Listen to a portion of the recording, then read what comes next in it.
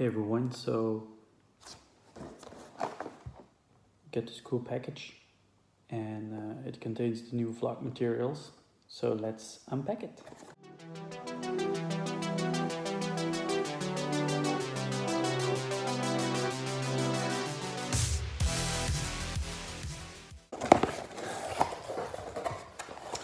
So into the box there's some cushions and two little packets.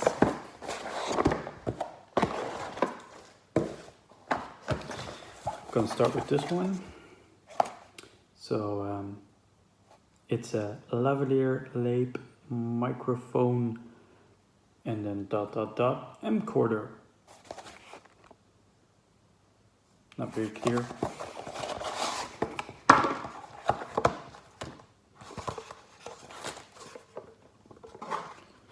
So what do we have?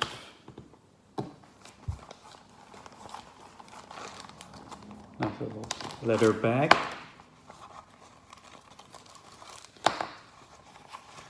So in this little bag we have 3 of these little things. Plug. This thing. One is for microphone, one is for sound. And we have this, which I guess is an extension cord.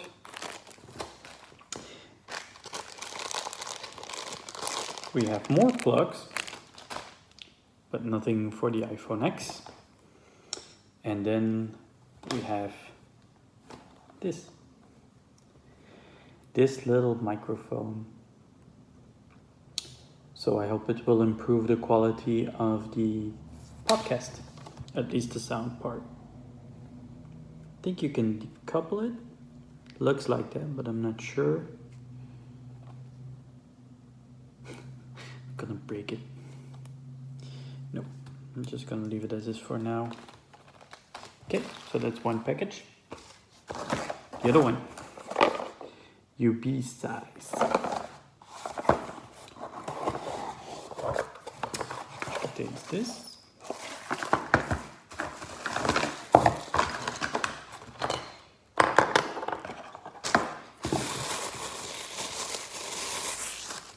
And this gives us this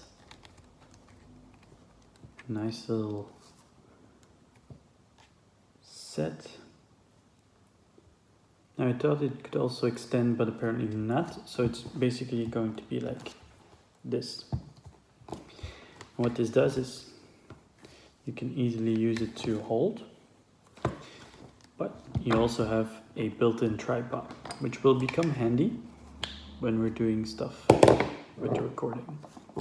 I also have this, some adapter pieces.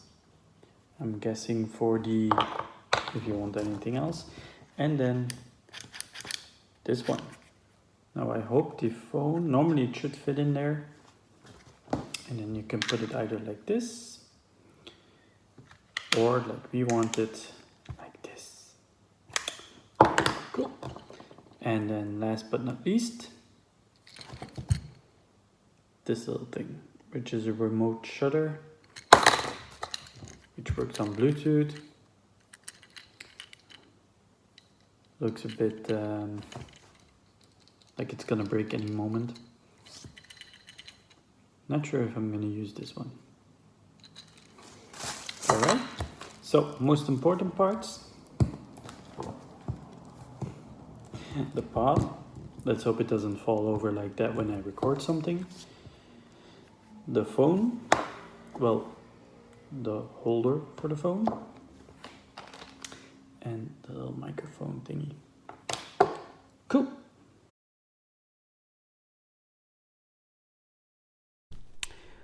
So I just did a little test. Everything is on the tripod. I have the little mic and the sound seems okay. It's a bit weird because actually I'm looking at this point, but the tripod is actually there because of the whole camera is on this side of the phone. So I constantly catch myself looking left and right. I thought it was adjustable in height as well, but apparently it's not a big deal. I can live with that one. So yeah, very happy. Hope to take it with me next week to Dutch PHP conference and create some awesome footage there.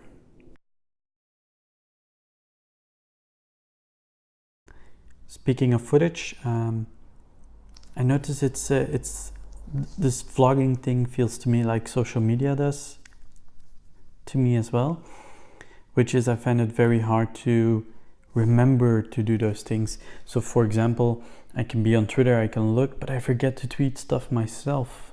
Same with Facebook, Instagram, and I feel like with the vlog it's the same thing. I get somewhere, we do some stuff, and I totally forget to take footage. I had a client meeting this week for a new project, very exciting project. Hope to create something nice there, but I totally didn't make any footage. Why? I didn't think of it. I mean, it's not something that is natural to me to just say, hey, I'm gonna take my phone, record some footage, and then make the vlog out of it. It's something that sometimes just goes out of my head, you know. It's not, afterwards I always go like, should have taken footage.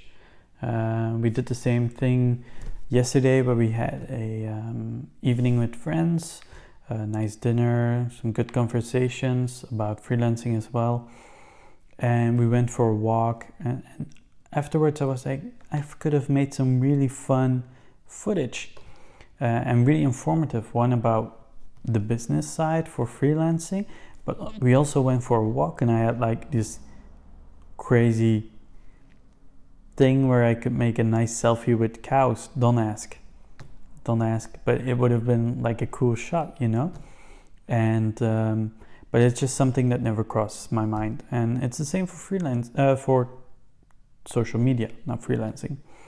I kind of forget to do things like tweet and Instagram and create stories, and I'm usually all over the place, and then whenever I get back home and everything quiets down, I'm like, oh yeah, I could have taken this or that as an image or as a footage for the vlog or just social media, stuff like that. So I think I missed a lot this week on things I could show you guys, and it's bugging me.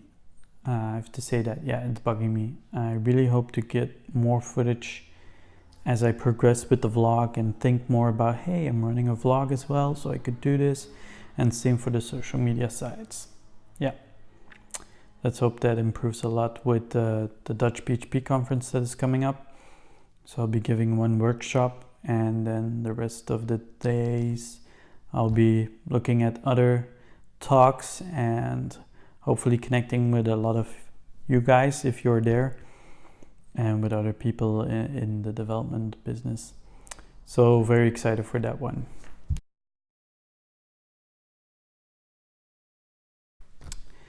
So, question of the week. Well, it's the same as last week. Didn't get any questions. The viewer count is still pretty low, and I'm still searching for the best way to do this. So we'll see how that goes in the future. But stuff I talked about this week with other people, something very interesting.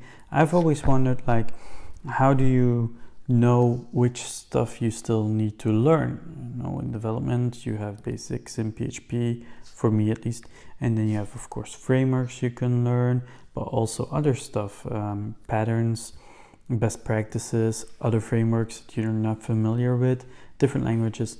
So I had this question like, how do you determine what needs to be done next?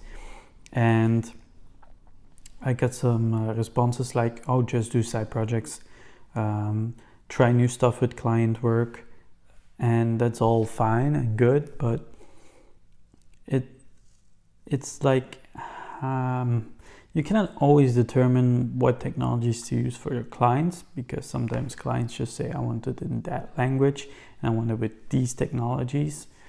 That can happen. Or what I usually have is I'm already inside, or I get hired for a project that is already running, so it already has some defined sets of technologies in the stack that it wants to use.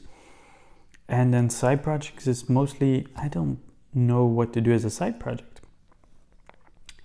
So I got the advice, and I want to share this with you guys, to just build stuff that you could use, or that you see in the real world but think, holy, that is really bad software, at least not user-friendly, or it doesn't work like you wanted it to, and just write your own and then try some of the foreign stacks that you have. It's just a great idea. And it also triggered me in my sense of the vlog that I had a few weeks ago, where I said I want to be more of a producer than a consumer. I still notice I do a lot of consuming, which I think is logical in our business, that you always have to study stuff, but I'm not producing enough. I mean, I have this vlog, but like I said in a section before this, my social media is not that high on producing, but not just that one, also just the producing of new code projects. Of course, I produce code whenever I work for clients, but something to learn new stuff, open source, stuff like that. So I still have a bit of a busy week, 2 weeks ahead of me with my UXD thesis and the Dutch PHP conference. I still have to fine-tune my talk for my workshop, actually. And then afterwards I hope to do a lot more open source material and just do my own projects, and hope to experiment with different technologies for different clients as well. So I hope that's a good advice for you guys as well. Try to do as much as you can with different open source projects and your own projects, and then you can ask me a question down below in the comment section, or you can send me one over Twitter, Instagram, even Facebook, chat on Slack, whatever. Feel free to look for me and just ask me the question. My Twitter, Instagram, it's all down there. Feel free to follow me. I'll hope I can post more on that as well. Now, I also have a question for you guys. So, I don't care much about how many viewers I have and how many subscribers, but I do want to provide some good content for all of you guys. So if you want to provide feedback to me, I would super appreciate it. Just hit me down in the comment section below, on Twitter, Instagram, wherever. Just let me know what you think and how I can give you more value. All right. See you guys next time. Have a great weekend.